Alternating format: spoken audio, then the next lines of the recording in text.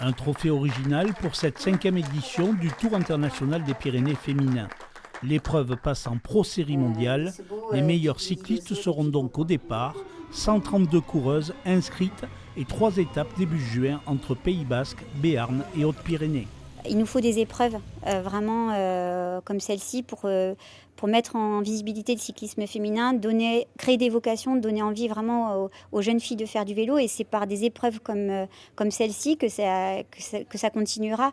Je suis contente parce que c'est vrai que le nombre de licenciés augmente chaque année. Grande étape de montagne le 13 juin avec à Reims-Martous, Bagnères de Bigorre, 94 km. Le peloton féminin gravira pour la première fois le col hors catégorie du Tourmalet à 2115 mètres.